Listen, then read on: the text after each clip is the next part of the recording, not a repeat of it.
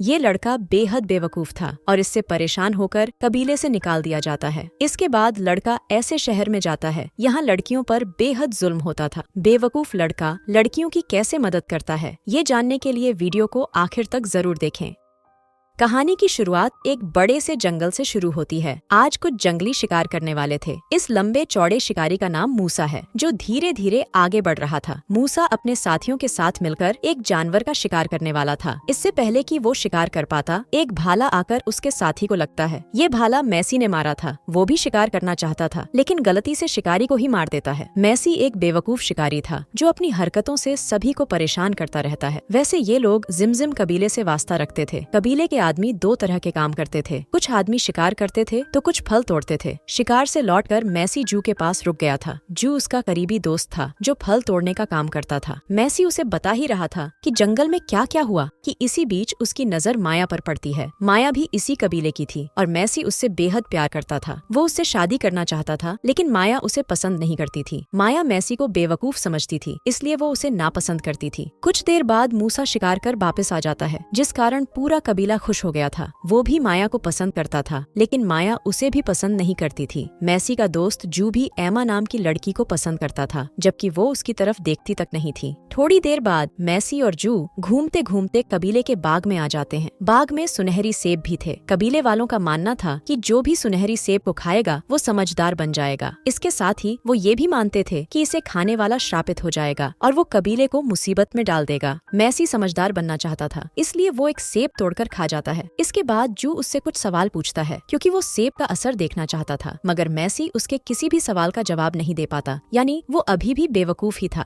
रात को पूरे कबीले में जश्न मनाया जाता है। मूसा ने आज काफी शिकार किया था और उसी के कारण जश्न मनाया जा रहा था। मैसी भी बैठा जश्न देख रहा था। इसी बीच मूसा उसे पीछे से पकड़कर पूछता है कि तुम बाग में क्या कर रहे थे। पहले पहले तो मैसी उसकी बात नहीं मानता, लेकिन जब एक आदमी कहता है कि मैंने मैसी को सेब खाते देखा था, तो मैसी अपनी गलती मान लेता है। अब मैसी को पीटकर सरदार के पास भेज दिया जाता है। सरदार भी मैसी पर गुस्सा था और वो उसे कबीला छोड़ने का हुक्म दे देता है। कुछ ही देर बाद मैसी जाने के लिए तैयार था। जाते जाते भी वो गलती से एक झोपड़ी जला देता है, जिसके बाद कबीले वाले उसके पीछे पड़ जाते हैं। अब मैसी आगे आगे था और कबीले वाले उसके पीछे पीछे। जल्दी ही मूसा उसे पकड़ लेता है। वो उसे मारने ही वाला था, लेकिन तभी जू मूसा पर हमला करता है। मूसा को बेहोश कर दोनों दोस्त आगे बढ़ने लगे। मैसी ने जो घर जलाया था वो जू का ही था। अब जू के पास कोई घर नहीं था, इसलिए उसने मैसी का साथ दिया था और कबीला छोड़ने का फैसला किया था। सुबह होते होते वो दोनों कबीले से काफी दूर निकल आए थे। एक लंबे सफर के बाद दोनों दोस्त फीफो शहर में पहुंच जाते हैं। इस शहर में उनका दोस्त बिंसो बनता है और वही इन्हें शहर दिखाता है। शहर में घूमते घूमते दोनों को अपने कबीले के लोग भी नजर आते हैं। वो जल्दी जल्दी माया और एमा के पास आते हैं। माया उन्हें बताती है कि तुम दोनों के जाने के बाद ही हमारे कबीले पर हमला हो गया। हमलावरों ने पूरे कबीले को गुलाम बना लिया और फिर यहाँ ले आए। माया की बात सुनकर दोनों हैरान हो गए। उसी पल उनके पास गुलामों का सौदागर आता है। मैसी उसे माया और एमा को आजाद करने को कहता है, लेकिन सौदागर उनसे पैसे मांगता है। अब मैसी का नया दोस्त बिंसो भी वहाँ आ गया था। वो सौदागर को एक तरफ लेकर जाता है, जिसे देखकर मैसी खुश हो जाता है। मैसी को पूरी उम्मीद थी कि बिंसो उनकी मदद करेगा, मगर वो दोनों को बेचकर वहाँ से भाग जाता है। कुछ ही देर बाद सभी गुलामों को दूसरे शहर ले जाया जा रहा था।